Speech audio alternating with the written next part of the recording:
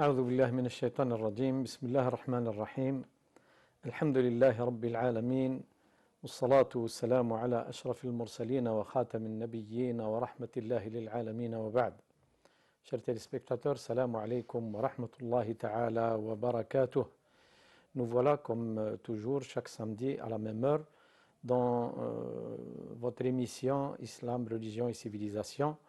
Et dans cette émission où nous essayons un petit peu de parler des sujets qui importent le musulman dans sa vie quotidienne, dans sa vie quotidienne bien sûr. Nous nous retrouvons toujours avec le professeur Mohamed Iwaz. Marhaba bik. مرحبا اهلا وسهلا. Ahlan wa sahlan, professeur. Wa sharak labas. لا بأس الحمد لله. Bien sûr, alhamdulillah, nous sommes à la veille d'un jour assez particulier pour la communauté musulmane et les Algériens spécialement, bien sûr, les Nord-Africains en général. La veille de Inayer, bien sûr, un petit salut à toute la nation arabe et amazigh, bien sûr, pour Tout à cette fait. année nouvelle de Inayer. Tout à fait, bien sûr. Nous profitons justement au début de cette émission de souhaiter une bonne année 2975, à ma connaissance, l'année Amazir, Nayer. Donc, Asgas Amgas, Inch'Allah, Asgas Damarboh, le Khairat Tasatas, Inch'Allah. Et puis, c'est des choses qui n'ont jamais cessé de jouer un rôle très très important dans la vie des sociétés humaines et dans toutes les cultures et dans toutes les civilisations. Il n'y a aucun mal, aucun inconvénient à s'attacher à sa culture et à sa propre, je dirais, identité, quoique le mot identité, il y a plusieurs aspects. Mais je tiens à souligner un fait très très important, c'est qu'il faut qu'on prenne conscience de certaines grâces dans lesquelles nous baignons, nous les Algériens aujourd'hui, et qui ne se trouvent pas partout ailleurs et à chaque, je dirais, tournant, et c'est la stabilité, l'harmonie, je dirais l'entraide, la fraternité, et pourquoi pas, donc lorsqu'il y a des manifestations de cet ordre-là, même si ce sont d'un ordre, je dirais, parce qu'il y a plusieurs ordres, mais dans l'ordre social, si cela n'est pas en contradiction contribue, il ne peut en aucun cas être en contradiction avec la religion. Voilà, c'est la vision, je dirais, restreinte de la religion qui fait que les gens disent que ces pratiques sont pratiquement incompatibles avec l'islam, mais à mes yeux, il n'en est rien. Aujourd'hui, il ne faut pas omettre que dans nos sociétés, il y a des valeurs fondamentales, l'entraide. Vous savez, il y a toute une structure, et l'islam d'ailleurs n'a jamais remis en cause ces choses-là. Il suffit juste de rappeler que l'islam lui-même a considéré les coutumes ou le régime coutumier comme étant un principe de la loi divine, al-a'raf. Voilà, et puis al-'urf, c'est ce qui explique d'ailleurs l'expansion rapide dans un laps de temps très limité dans pratiquement des contrées très étendues dans le monde. Si l'islam est venu pour abolir les cultures des gens, leurs coutumes, leurs traditions, il ne serait jamais arrivé, je dirais, à l'Indonésie. Voilà, donc ça c'est quelque chose de très important.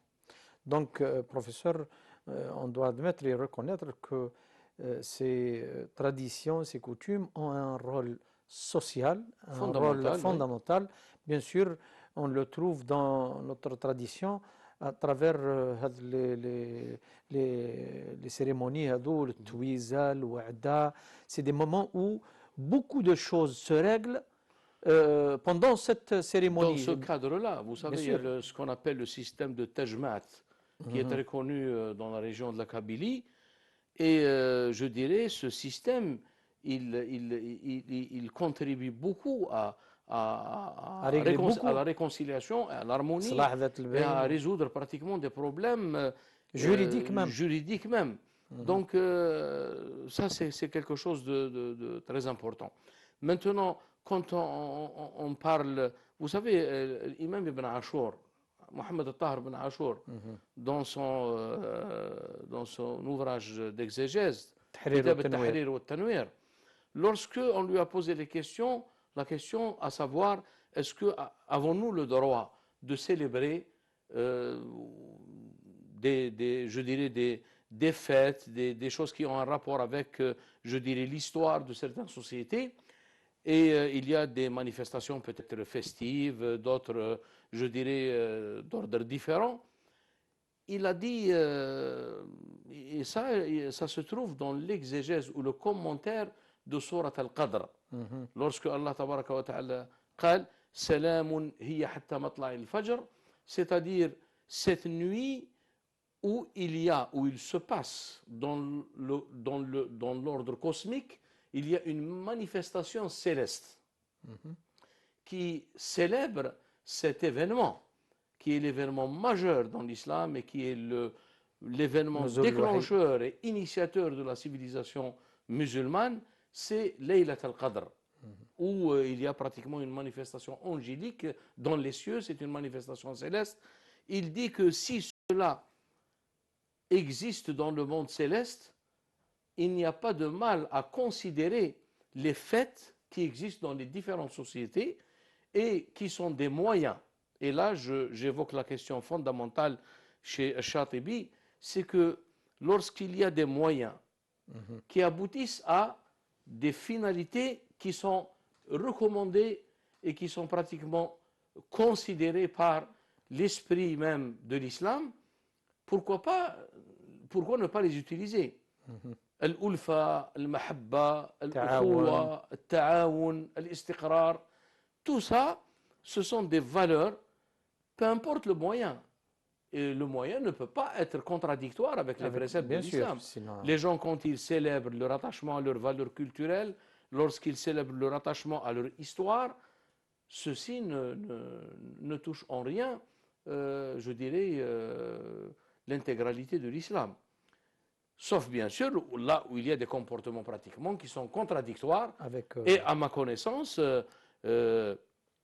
il n'en est pas je dirais, de pratiques qui sont pratiquement contradictoires avec les fondements de l'islam. Maintenant, il y a des choses qui font objet de divergence entre les savants, mais ça ne va pas jusqu'à contredire et s'opposer à un principe fondamental de l'islam.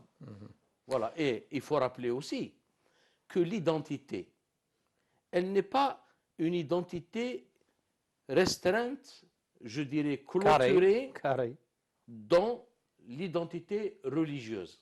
L'identité religieuse en fait partie.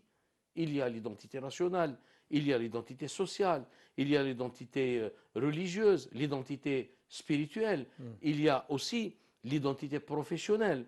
La personne, elle a une identité par rapport à son rôle et son statut professionnel dans la société. Donc, si vous voulez, l'identité, elle n'est pas univoque.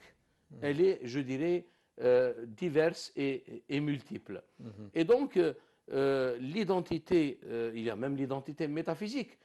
Vous savez, le Nabi sallallahu alayhi wa sallam, lorsqu'il sortait de la Mecque, il sortait bien sûr pour une fin, je dirais, religieuse, spirituelle, et qui est la transmission de ce message universel qui est à l'adresse de toute l'humanité.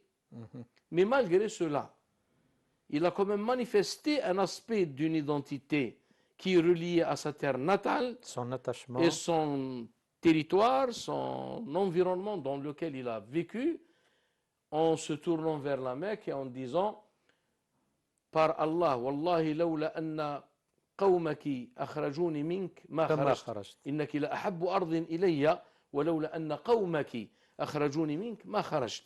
Donc il faut faire la part des choses, il faut faire la distinction, et généralement cette diversité, généralement je dirais elle converge à réaliser ou à aboutir à ces principes qui sont des principes, je dirais, recommandé par toute tradition, toute civilisation, toute culture. Allah tabaraka wa ta'ala a dit قل لو كان في الأرض ملائكة يمشون لبعث الله ملكا رسولا. Donc, s'il y a des moyens par lesquels on parvient à étendre, à, je dirais, à favoriser la réconciliation, l'harmonie, l'entente, hein, l'amour, l'entraide, La paix. et ben, la paix, et ben, tout cela, peu importe le moyen, et je rappelle bien sûr que ces moyens n'ont rien de contradictoire avec ce que l'islam rappelle comme principe fondamental en disant dans le verset, et qui commence d'abord par un appel aux gens et non pas aux croyants, Ya ayyuhan nasu, inna khalaqnakum min dhakarin wa untha, wa ja'alnakum shu'uban wa qabaila lita'arafu, inna akramakum inda Allahi atqakum. Ô vous les gens, nous vous avons créé d'un homme et d'une femme, et nous avons fait de vous des tribus et des peuples, afin que vous vous entreconnaissiez les uns les autres. Donc ça, c'est un objectif très très important. Et tout en respectant les différences et les spécificités de chaque culture, de chaque civilisation. Allah tabaraka wa ta'ala, sa volonté absolue a voulu qu'il y ait ces différences. وَلَوْ شَاءَ اللَّهُ لَجَعَلَكُمْ أُمَّةً وَاحِدَةً وَلَكِنْ لِيَبْلُوَكُمْ فِيمَا أَتَاكُمْ فَاسْتَبِقُوا الْخَيْرَاتِ. Concourez dans le bien, avec vos différences. Maintenant, la question de la différence, le fait qu'Allah tabaraka wa ta'ala a voulu qu'il y ait un croyant, un mécréant, il y a des adeptes de religions différentes, ça relève de quelque chose qui n'est pas facilement perceptible. Et c'est pour cette raison qu'Allah tabaraka wa ta'ala a dit que le mystère et le secret de ces différences, qui sont un aspect de la volonté divine absolue, il vous sera révélé dans l'au-delà. إِلَى اللَّهِ مَرْجِعُكُمْ فَيُنَبِّئُكُمْ بِمَا كُنْتُمْ فِيهِ تَخْتَلِفُونَ. Le Coran est clair là-dessus. Il évoque les langues, l'alsun, il évoque les couleurs. Et il dit que tout cela, toute cette diversité que vous percevez dans la création des créations humaines, dans les sociétés, dans les civilisations, constitue des signes de la grandeur d'Allah tabaraka wa ta'ala. Ayatun min ayatillahi ta'ala. Donc, quand on a cette vision pratiquement, je dirais, qui s'articule sur les principes fondamentaux et sur la conception globale, et cette vision pratiquement cosmique, à ce moment-là, on voit que les différences, je dirais, ou les divergences, ou les discordes s'évanouissent d'elles-mêmes. Et comme disait, je ne me rappelle plus quel philosophe, il dit, tout ce qui monte converge et tout ce qui descend diverge. Dans une pyramide, plus vous montez, vous êtes amené à converger pour aller vers un point unique. Plus vous descendez et plus vous vous éloignez de ce centre. Et c'est pour cette raison que le Nabi sallallahu alayhi wa sallam, même si on revient au texte coranique, Allah tabaraka wa ta'ala, lorsqu'il parle وَقُولُوا لِلنَّاسِ حُسْنًا, il parle d'un nas. Nous avons eu l'occasion dans une des émissions d'évoquer ça, et c'est quelque chose qui relève de ce que le prophète sallallahu alayhi wa sallam a appelé Jawami al-Kalim, les paroles totalisatrices, lorsqu'il parlait des droits, de voisinage. Il a dit, il y a un voisin qui a 3 droits, un voisin qui en a 2, et un voisin qui en a 1 droit. Il y a le voisin qui est d'abord coreligionnaire, il est voisin et il est parent. Donc nous lui devons des droits sous chaque aspect, religieux, familial, parental et le voisinage. Voilà. Il y en a d'autres qui ont 2 droits. il est voisin et il est de la même religion, mais il n'est pas un parent. Mhm.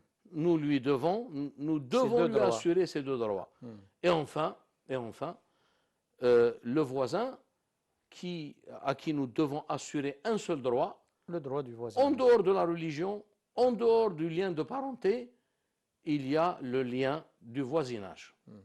Et bien sûr, Là rentre beaucoup de... le Nabi sallallahu alayhi wa sallam, lorsqu'il parlait du voisin, donc Djibril disait, je me disais, si seulement il s'arrêtait d'évoquer la valeur du voisinage à un tel point où j'ai cru qu'il allait lui donner une part dans l'héritage. Alors que, après, bien sûr, sur le plan juridique, il y a donc c'est des règles qui sont définitivement établies dans la loi islamique. Voilà.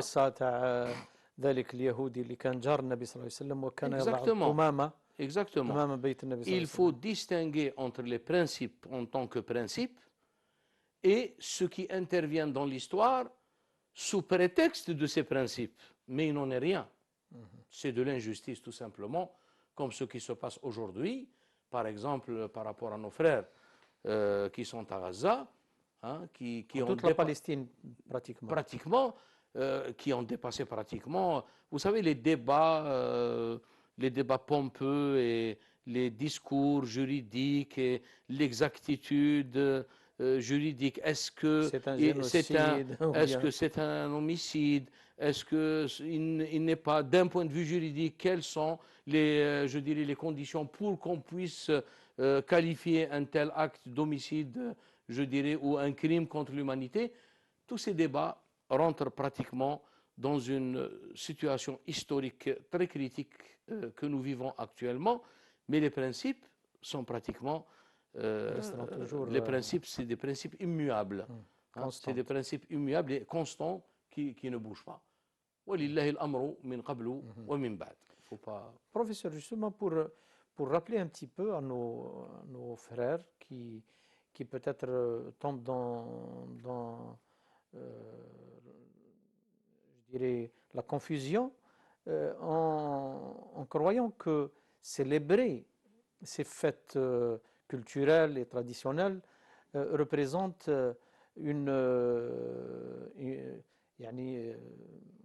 comme si on veut créer un Eid, un autre Eid, alors que le Nabi sallallahu alayhi wa sallam قال إن لهذه الأمة عيدان يوما عيد الفطر وعيد Donc ces journées traditionnelles et culturelles n'ont pas cette valeur religieuse. Oui. C'est pour ça qu'on peut les admettre, on peut les accepter. Elles ne contredisent pas la religion, mais elles ne sont pas des fêtes religieuses. Et personne n'a dit aujourd'hui que nous fêtons tel ou tel, je dirais, parce que événement parce que c'est une fête religieuse. Par rapport à l'islam, voilà, il y a les fêtes nationales, il y a d'autres aspects, il n'y a pas uniquement l'aspect religieux. Et c'est pour cette raison que le Nabi sallallahu alayhi wa sallam, d'abord, c'est pour dire la facilité d'abord de l'islam et la simplicité de l'islam qui, dans ses objectifs, ne veut pas charger les gens de choses qui seront pratiquement peut-être pas observées selon ce qui convient. Donc il a dit, dans la loi religieuse, il y a deux fêtes traditionnelles. Eidani, Eid al-Fitri ou Eid al-Adha. Et bien sûr, ces deux fêtes, chacune annonce et intervient à la fin d'un rite islamique important qui est considéré comme l'un des piliers de l'islam. Donc, Eid al-Fitri, il intervient à la fin d'une pratique rituelle qui est le jeûne, le siyam, et Eid al-Adha, qui est pratiquement un événement chargé d'une grande symbolique par rapport à la relation de l'homme à Allah tabaraka wa ta'ala et son amour à Allah tabaraka wa ta'ala. Et donc il intervient à la fin d'un rite qui comprend des étapes qui sont elles-mêmes aussi chargées de beaucoup de symbolique, à commencer d'abord par la sacralisation, l'ihram, secondement à le rite du dépouillement, à tajarrud. التجرد Ensuite, le fait de détourner rituels, الطواف le السعي contact avec la pierre noire, tout cela est chargé de significations symboliques qui sont en rapport direct avec le tawhid. Ouais, et c'est pour cette raison que le Coran, lorsqu'il parle de l'bayt, le bayt, ce n'est pas dans le sens de sakan, parce qu'on ne peut pas dire baytullah dans le sens de سكن sakanullah. Ça n'existe pas. C'est absurde. Et c'est pour cette raison que le Coran, quand il parle de ce lieu, la demeure où les gens s'installent, les maisons, à ce moment-là, il a utilisé le mot masakin. Wa masakinu tardawnaha. Et donc, al-bayt, il est là pour donner une signification symbolique qui est en rapport direct avec le tawhid à l'adresse de Rabbul Bayt. Et le verset est clair. وَإِذْ بَوَّأْنَا, d'abord, Ibrahim alayhi salam, c'est pas lui qui a désigné le lieu. وَإِذْ بَوَّأْنَا لِإِبْرَاهِيمَ مَكَانَ الْبَيْت. On lui a désigné. Désigné. Mais pourquoi? Le lien est direct. Il n'y a pas un autre mot qui intervient après ce verset. وَإِذْ بَوَّأْنَا لِإِبْرَاهِيمَ مَكَانَ الْبَيْت أَلَّا تُشْرِكْ بِي شَيْئًا. C'est clair. Donc, c'est tawhid. Donc c'est en rapport direct avec le tawhid. Et je pense qu'aujourd'hui, la notion du tawhid n'est pas claire. On considère que c'est un tawhid dans le sens quantitatif, dans le sens arithmétique. Et puis des gens qui je dirais, se comportent de certaines manières, on les qualifie pratiquement. C'est un comportement qui n'a rien à voir avec ce que la personne a dans son cœur en matière de conviction et de doctrine et de croyance. On le qualifie tout de suite d'être un mouchrik et d'être un mubtadi' et d'être même un kafir qui est en dehors et exclu de la foi. Donc si vous voulez, il y a je dirais peut-être l'absence d'une formation, je dirais, harmonieuse et complémentaire. Parce que l'islam, ce n'est pas la jurisprudence, ce n'est pas la doctrine seulement, ce n'est pas la spiritualité, ce n'est pas la littérature, c'est un tout. L'islam est un tout et une formation religieuse, harmonieuse et je dirais équilibrée et approfondie en même temps est nécessaire pour avoir cette vision globale qui nous permet de situer chaque chose à sa place.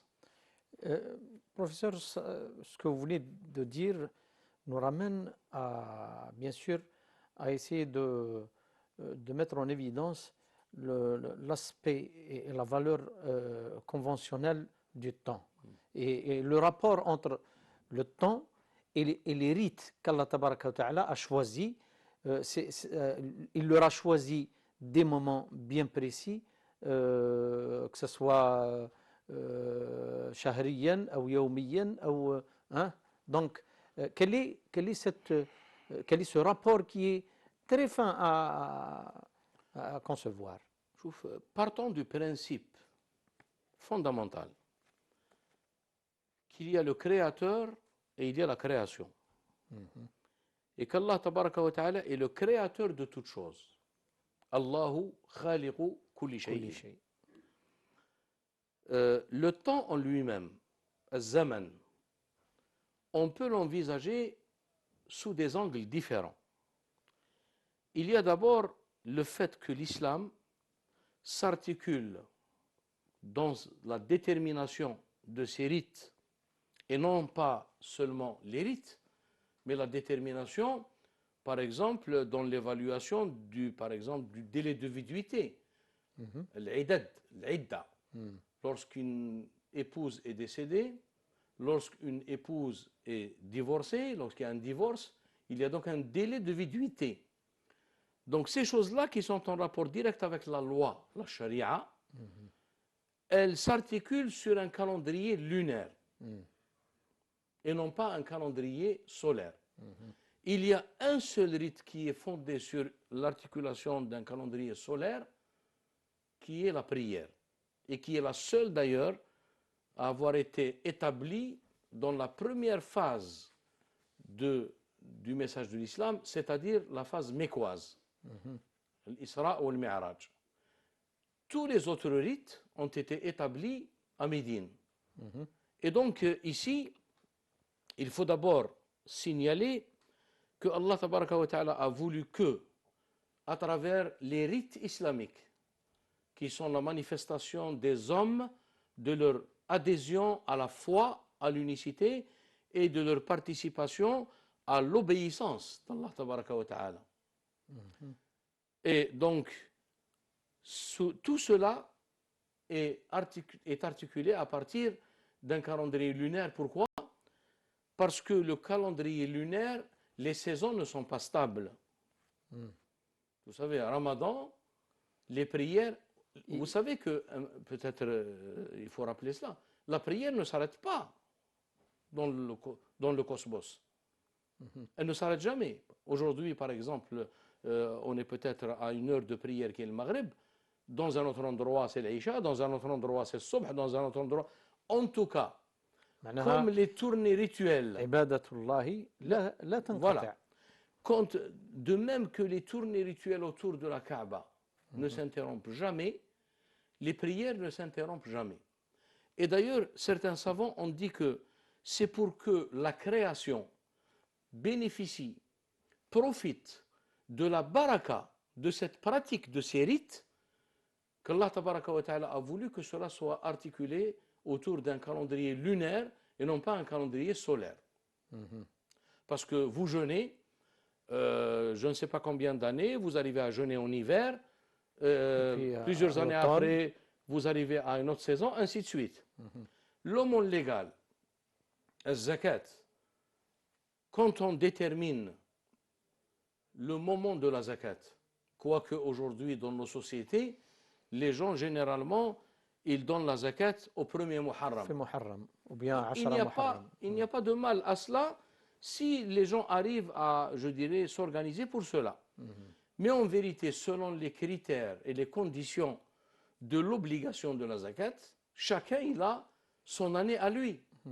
Parce que la première condition, c'est d'abord d'avoir le nisab, c'est-à-dire d'avoir le seuil qui est concerné par la zakat. Ce seuil, chez vous, chez moi, chez d'autres, il ne peut pas être le même. ne peut pas être le même. Voilà, c'est pour cette raison que hawalan al-hawl, il ne peut pas être stable en une date précise. Bon, et pour cette raison, je dirais, le calendrier lunaire, et le prophète sallallahu alayhi wa sallam nous a appris que la question du temps, ce n'est pas une question qui sort du cadre de quelque chose qui s'inscrit dans une création divine qui a pratiquement, qui est entourée d'une sage raison d'être, hein, une hikmah, une sagesse. Lorsque le prophète sallallahu alayhi wa sallam est arrivé à la fin du message, il a tenu le prêche de Arafat, et cette khutbah de Arafat, il l'a commencé. D'abord, il y a un verset qui a été révélé, qui a annoncé la fin. Voilà. Il y a d'abord la grâce qui est parfaite, itmamun ni'ma, et le parachèvement de la religion, ikmal ud-din. Le parachèvement, c'est quelque chose de quantitatif, mais la perfection quant à la grâce divine à l'adresse de l'humanité est une question qualitative. Et le prophète sallallahu alayhi wa sallam a fait allusion à cette loi de l'histoire, que l'histoire, c'est vrai, il y a, je dirais, une notion qui est linéaire. L'histoire a commencé, elle évolue et on va vers une fin. Il y a une autre notion à laquelle le Coran fait allusion. Ben Khaldoun en a fait allusion également, qui est Dawra al-Hadariya, le cycle civilisationnel ou bien les cycles de l'histoire. Le Nabi sallallahu alayhi wa sallam a évoqué cette notion cyclique de l'histoire lors de ce prêche qui est à Arafat, en commençant par après la louange d'Allah tabaraka wa ta'ala, en s'adressant Ya ayyuhan nas. D'abord là, il y a la dimension universelle du message, non pas Ya ayyuhal ladhina amanu.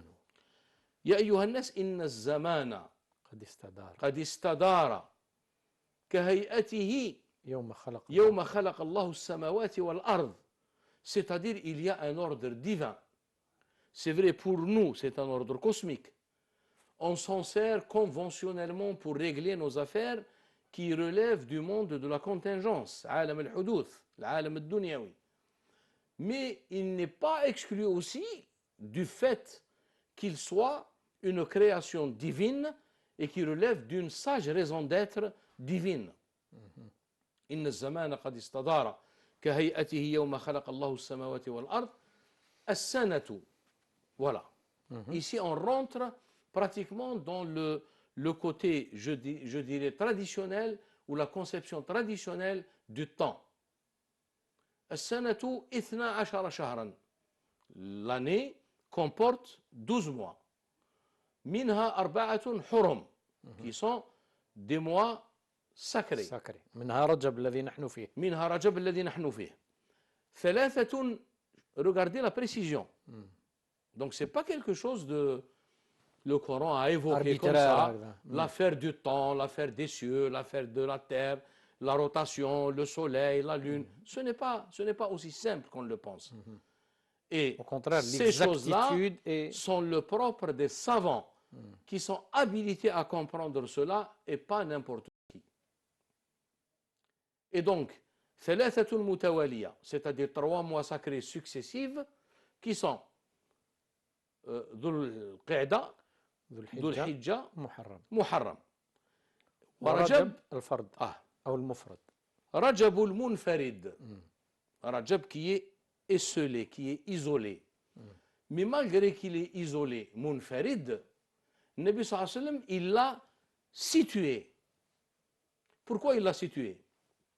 Quand vous situez une chose, une limite, ça veut dire c'est pour me montrer à moi que voici ma limite et au-delà de ce point, ce n'est pas ma limite à moi. Pourquoi? Parce que les polythéistes provoquaient ou tentaient de provoquer dans le cadre de la modification de la création d'Allah tabaraka wa ta'ala pour porter atteinte à cette loi et à cet ordre divin. C'est pour ça que le Coran, lorsqu'il a parlé de cette, je dirais, de cette tentative de désordre, il ne l'a pas qualifié comme étant un acte de kufr, de mécréance, mais il l'a qualifié plus que ça. Ziyadatun fil kufr. Innama an-nasi'u ziyadatun fil kufri. La pratique du décalage constitue un surcroît de mécréance à travers laquelle ou par laquelle les polythéistes s'égarent en rendant licite ce qui n'est pas et en rendant illicite ou licite ce qui était illicite. Ici, dans le texte coranique qui est en rapport direct avec la notion du temps, le Nabi sallallahu alayhi wa sallam قال ورجب الذي بين جمادى وشعبان. Ça veut dire النسيء, il n'est plus possible. Pourquoi? Il a été bien situé, bien limité. Et pourquoi? Parce que on n'est pas revenu à l'ordre divin. Parce que l'ordre divin, dans sa réalité, n'a jamais changé. Et il est immuable. Personne ne peut porter atteinte à cet ordre divin. Mais seulement, les polythéistes avaient l'impression, avaient l'illusion. C'est pour ça que le Coran, après ces versets, il dit « Zuyyina lahum su'u amalihim ». Et c'est pour cette raison que donc l'ordre divin est immuable, il est inaltérable, mais ceux qui ont eu l'illusion d'avoir touché par le procédé de décalage, il est venu un moment où il faut rendre les choses telles qu'elles étaient conformément à l'ordre divin. Et c'est pour cette raison القرآن عندما قال في هذا الموضوع وجعل كلمة الذين كفروا السفلى. Et puis il n'a pas dit وَجَعَلَ كَلِمَةَ اللَّهِ هِيَ الْعُلْيَا. Parce qu'elle n'a jamais cessé d'être la base et la règle, et elle n'a jamais cessé d'être al-ulya. Raison pour laquelle, pour كَلِمَةَ الَّذِينَ كَفَرُوا, le Coran utilise le verbe وَجَعَلَ كَلِمَةَ جَعَلَ المفعول كَلِمَةَ الَّذِينَ كَفَرُوا السفلى. Et par rapport à la parole d'Allah, كلمة الله وكلمة الله رجع إلى الابتداء بالرفع لأنه هو الأصل وكلمة الله هي العليا. Et là, كلمة الله مبتدأ, et on sait que le khabar il doit être indéterminé, mais là, il n'est pas indéterminé en raison de la présence du pronom personnel هو هي وكلمة الله ماشي وكلمة الله عليا وكلمة الله هي العليا. توكيد لفظي. Parce qu'elle n'a jamais cessé de l'être. C'est la règle, je dirais, qui a été établie non seulement, je dirais, de toute éternité, avant même la création. Voilà comment d'abord le prophète de l'islam, alayhi salam, à la fin du message, il a fait allusion à cette notion cyclique du temps. Et que le temps, que nous croyons être quelque chose de linéaire, il y a à l'intérieur, il y a des cycles. Et chaque cycle, il représente un âge d'or dans son début, et puis il y a une dégénérescence, et on arrive à un âge sombre, ce que toutes les traditions appellent alamatu akhir zaman, ou la fin des temps. Et c'est pour cette raison que dans toute religion, nous avons les textes qui parlent de cette fameuse question des signes de la fin des temps. Alamatu akhir zaman. Sur le plan cosmique, qui reflète un certain désordre, un certain déséquilibre, et sur le plan humain. Sur le plan humain. Pourquoi? Parce que la manifestation d'Allah tabaraka wa ta'ala, elle se déploie sur deux, je dirais, ordres. L'ordre cosmique, ayatul afaq, et l'ordre humain, ayatul al-anfus. Et là, les sociétés humaines sont incluses. سنريهم آياتنا في الآفاق وفي أنفسهم. Nous leur montrerons nos signes dans les horizons et dans leurs âmes, afin qu'ils s'aperçoivent qu'il est la vérité. سنريهم آياتنا في الآفاق وفي أنفسهم حتى يتبين لهم أنه الحق. الحق qui est présent. أولم يكفي بربك, ne suffit-il pas que ton Seigneur est témoin sur toute chose? أولم يكفي بربك أنه على كل شيء شهيد.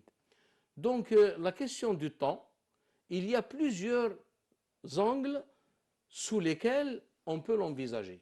D'abord là, il y a le fait d'accorder toute cette importance au fait qu'il est une création d'Allah tabaraka wa ta'ala. Il y a un aspect conventionnel. Nous, quand on a une montre ici, si on dit qu'il y a un décalage entre l'horaire d'été et l'horaire d'hiver, je change les aiguilles, mais dans la réalité, rien ne change.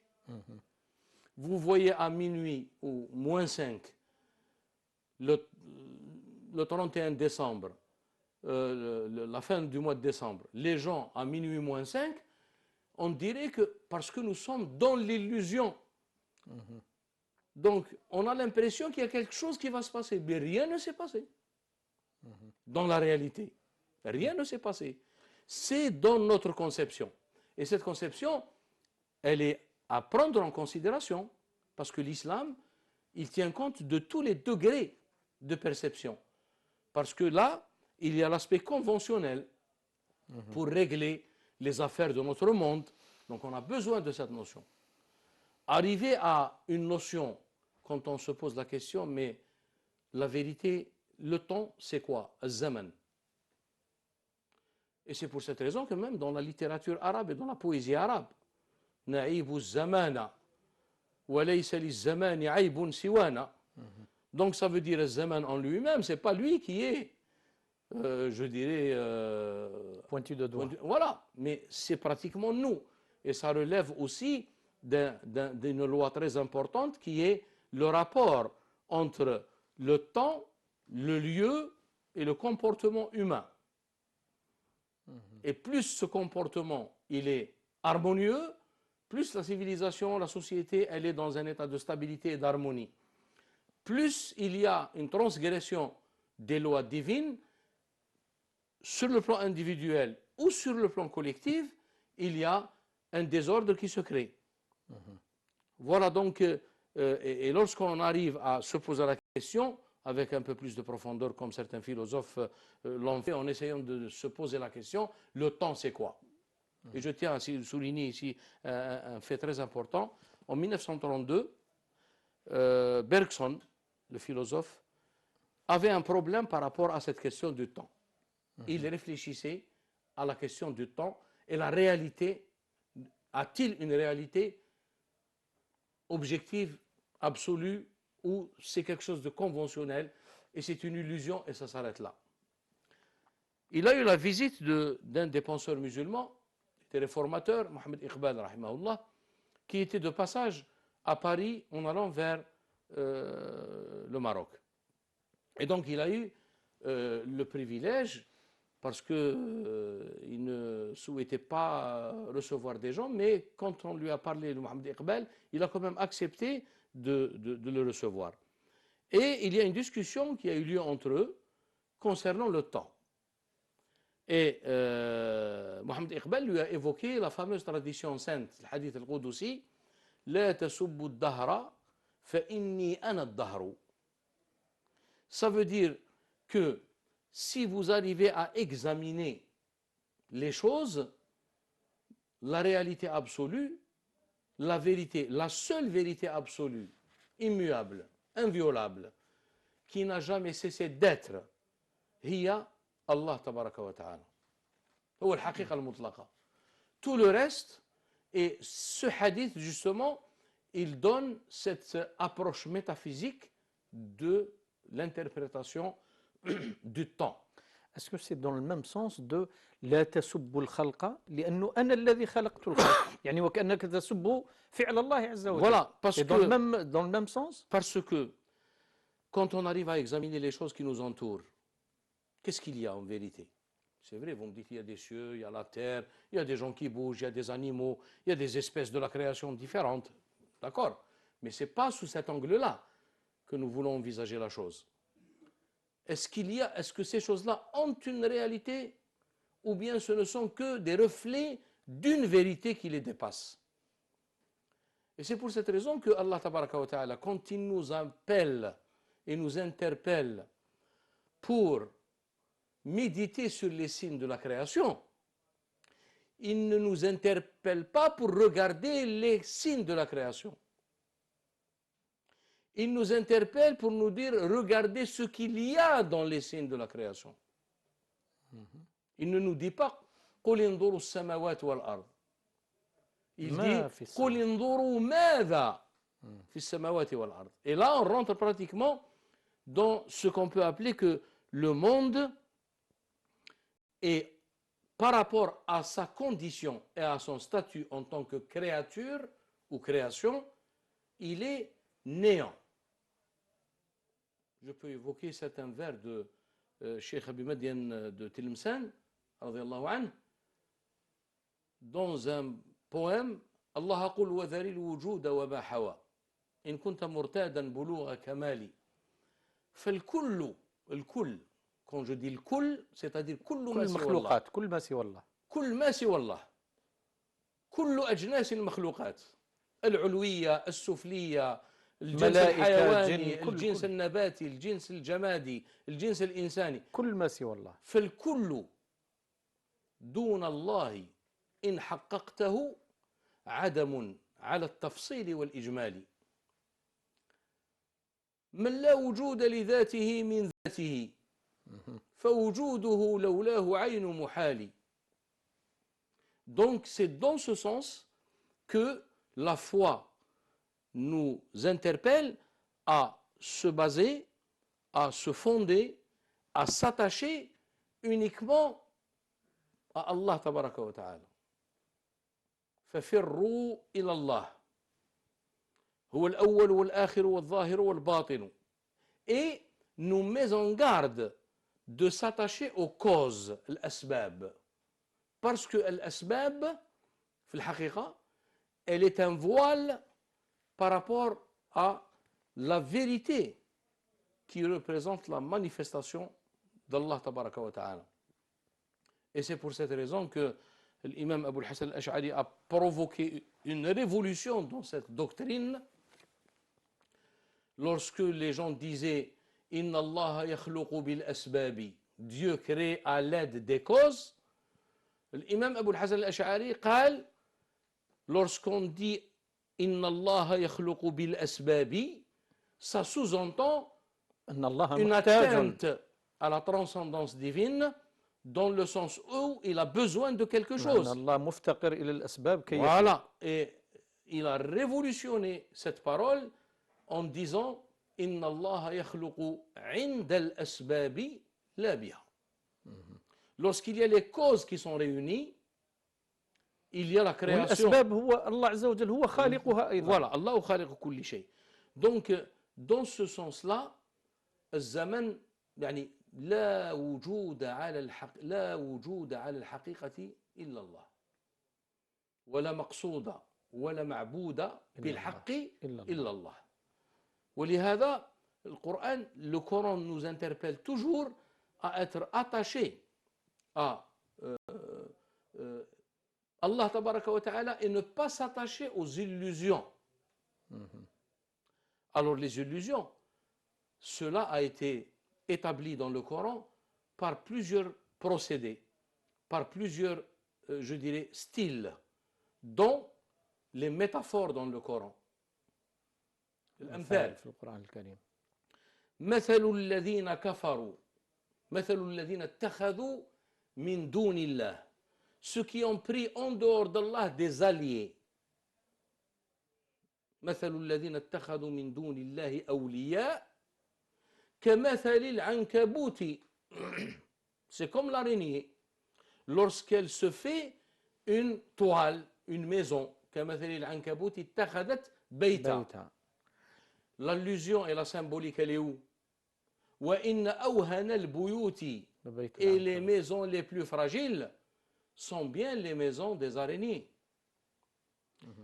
Ça veut dire que, bien sûr, ici, on ne peut pas envisager quelqu'un qui va s'accrocher à une toile d'araignée. Il y a une symbolique dans cette métaphore. Ça veut dire celui qui s'attache à autre qu'Allah tabaraka wa ta'ala, c'est exactement comme celui qui veut s'attacher et s'accrocher à une toile d'araignée. Voilà comment le tawhid, et ici le Coran évoque cette, je dirais, doctrine qui est pratiquement la richesse du croyant. Izzatul mu'min, la dignité du croyant, c'est qu'il est attaché à, et d'ailleurs cela a été exprimé dans les traditions prophétiques. Lorsque le prophète sallallahu alayhi wa sallam, selon ce que rapporte, je pense, Ibn Abbas, كنت رديفا النبي صلى الله عليه وسلم كنت رديف رسول الله صلى الله عليه وسلم. Il m'a interpellé en me disant, ô jeune homme, ne veux-tu pas que je t'apprenne des mots par lesquels Allah Azza wa Jal te protégera? ألا أعلمك كلمات يحفظك الله بهن قال بلى.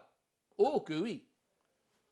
قال أحفظ الله يحفظك أحفظ الله تجده تجاهك. Ça, c'est pas dans un sens anthropomorphique. Parce que Allah tabaraka wa ta'ala, on ne peut pas le situer dans un lieu. أحفظ الله يحفظك أحفظ الله تجده تجاهك. C'est pas dans le sens que tu vas le trouver dans le sens spatial. Voilà. إذا سألت فاسأل الله وإذا استعنت فاستعن بالله. La question qui se pose, et c'est tout à fait légitime, quelqu'un nous dira, mais Allah tabaraka wa ta'ala, dans ce monde, il a fait quand même que on s'entraide entre nous et on arrive à nos fins les uns à travers les autres. Oui, الناس بالناس. الناس بالناس. Mais ceci n'exclut pas le fait que ce n'est pas eux qui réalisent les choses. Et quand on essaye de s'entraider ou d'avoir recours à des causes ou à des personnes, il faut qu'on ait cette conviction. وَإِذَا سَأَلْتَ فَاسْأَلِ اللَّهِ. Parce qu'après, l'enseignement va établir l'explication. وَاعْلَمْ أَنَّ الْأُمَّةَ, la communauté ici n'est pas dans le sens de restreint, hein, communauté mohammedienne ou communauté ou société humaine ou un groupe d'individus. وَاعْلَمْ أَنَّ الْأُمَّةَ لَوْ اجْتَمَعُوا على أن ينفعوك بشيء لن ينفعوك إلا بشيء قد كتبه الله لك ولو اجتمعوا على أن يضروك بشيء لن يضروك إلا بشيء قد كتبه الله لك رفعت الأقلام وجفت الصحف. Ça veut dire que tout a été inscrit de toute éternité et a été pratiquement terminé. أمر فرغ منه كما قال النبي صلى الله عليه وسلم أمر فرغ منه. Donc il y a deux aspects, l'aspect intérieur et l'aspect extérieur du recours aux causes, c'est-à-dire vivre avec les gens, se considérer comme un individu parmi tant d'autres, et il y a une certaine entraide, mais il ne faut jamais perdre de vue, et c'est pour cette raison que le tawakkul, qui est pratiquement l'une des stations spirituelles les plus élevées, maqam al-mutawakkil, قل لن يصيبنا إلا ما كتب الله لنا وعلى الله فليتوكل المتوكلون وعلى الله فليتوكل المؤمنون. Le tawakkul a été défini comme étant une attitude sereine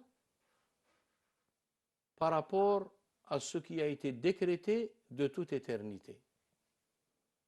السكون, le tawakkul, سكون القلب إلى ما سبق به القلم في الأزل. انتهى. لن يتغير أبدا. تقول لي مالا pourquoi alors nous allons avoir recours ou nous devons avoir recours pour respecter l'ordre de la sagesse divine, on va avoir recours aux causes secondes. Avoir recours aux causes secondes, c'est lorsque les conditions seront réunies, Allah tabaraka wa ta'ala te fera comprendre que le moment est venu pour avoir recours à une cause. La cause peut être une demande à une personne, peut être un dua, voilà. Et une raison simple pour que les choses ne sont pas réalisées par nous-mêmes, et ça n'a jamais été le cas, ce n'est qu'une pure illusion, et y compris lorsque Allah tabaraka nous demande de l'adorer, de lui adresser des prières, dua. Alors, une sentence d'Ibn Ata, كيف يكون طلبك اللاحق سببا في عطائه السابق. Parce que l'effet, il vient après la cause et pas avant. Alors que le dua, le talab al-lahiq, il ne peut pas être une cause dans le temps, aujourd'hui, par rapport à une chose qui a été établie de toute éternité. كيف يكون طلبك اللاحق سببا في عطائه السابق. Donc vous voyez que cette question de temps, cette question des causes secondes, cette question de tout cela relève de quelque chose de très subtil, et la foi à elle seule, ce n'est pas la raison. Ce n'est pas la philosophie. On a beau à philosophier, à discuter, mais l'imanu, c'est une question d'une vie, d'une expérience, d'une participation, je dirais continue et permanente. Raison pour laquelle le Nabi sallallahu alayhi wa sallam a dit dhaqa ta'am al-iman. Il a attribué à la foi un goût. Et c'est ça pratiquement toute la différence entre deux méthodes. La méthode prophétique Manhaj al-Nubuwa et la méthode de l'héritage prophétique, Mirath al-Nubuwa, et d'autre part, Minhaj al-Falsafa wal-Aql. Ce sont deux choses qui sont pratiquement différentes. Professeur, on va essayer de terminer avec cette question concernant le mois de Rajab, qui est un mois sacré, bien sûr, et que dans quelques jours, bien sûr, à partir du lundi, je pense, Inch'Allah, vont venir l'Ayyam al-Bid. Donc, il y a un ensemble de 13, 14, 15. 13, 14, 15. Donc, Du il y a mois lunaire. un ensemble de pratiques De pratiques qui sont recommandées, recommandées, qui sont à caractère surérogatoire. bien sûr, et qui viennent en même temps. Oui. Shahr Rajab, Shahr Muharram, من الأشهر الحرم. Et puis il y a الطاعات مطلوبة فيه بشكل مطلق يعني دون تحديد ليوم معين. Et puis il y a lundi, mardi, mercredi, ou bien mardi, mercredi, jeudi, qui sont les ayam 13, 14, 15. Qu'est-ce que vous pouvez dire, bien sûr, en moins de 3 minutes? En tout cas, vous savez, il y a la notion des actes obligatoires et les actes surérogatoires, al-fara'id ou al-nawafil.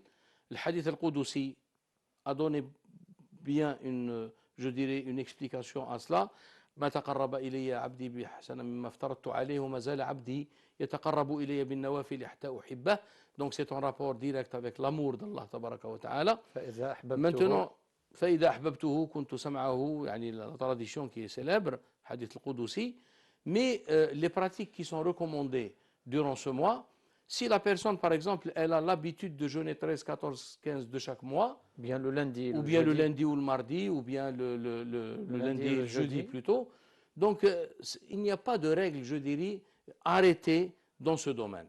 Du moment que c'est des actes surérogatoires, il s'agit de nawafil et non pas de fara'id. Donc là, pratiquement, et même, je dirais, ce n'est pas une question reliée aux jeûnes. Il y a la sadaqa, il y a tilawat al-Qur'an, il y a plusieurs pratiques qui sont pratiquement recommandées durant ce mois, en rapport avec le moment qui est ce mois. Sacré. Et donc, c'est les préparatifs déjà qui commencent en allant vers un mois qui est le mois de Ramadan, dans lequel une pratique et un rite islamique important et l'un des piliers de l'islam a été, je dirais, établi, et qui est la pratique du jeûne. Shahru Ramadan, alladhi unzila fihi al-Qur'an, également l'événement majeur qui est nuzul, ou plutôt bidayatu nuzuli al-Qur'an fi shahri Ramadan. Et puis on a Rajab après Sha'ban, et ensuite Ramadan. Donc c'est une préparation, c'est un stage qu'on essaie d'en profiter pour arriver à... Voilà, donc de toute façon, je dirais que, d'ailleurs, c'est ce qui explique que certains de nos savants, rahimahumullah, ils ont établi pratiquement des œuvres ou des pratiques, par exemple le jour du jeudi, du vendredi. Ce n'est pas une obligation. Parce qu'il y a des gens qui disent que tout cela est bid'a et ça n'a jamais été établi par le prophète sallallahu alayhi wa sallam. Mais ça, c'est quelque chose pour inciter les gens à organiser et à s'organiser dans leur vie religieuse, pour avoir pratiquement à observer des choses qui ne sont pas obligatoires. Et jamais ils ont dit que l'islam oblige les gens à respecter, je dirais, cet ordre. Mais en tout cas, c'est pour organiser pratiquement la vie du croyant, telle qu'elle est rythmée par des prières obligatoires 5 fois par jour. Donc ils ont pratiquement fait ou copié, si vous voulez, cette règle divine, et donc ils ont établi ces pratiques pour les croyants. Merci beaucoup, professeur. Nous venons à terme de cette émission, Inch'Allah. On vous donne rendez-vous samedi prochain, Inch'Allah, comme d'habitude. Soyez au rendez-vous. Assalamu alaikum wa rahmatullahi wa barakatuh.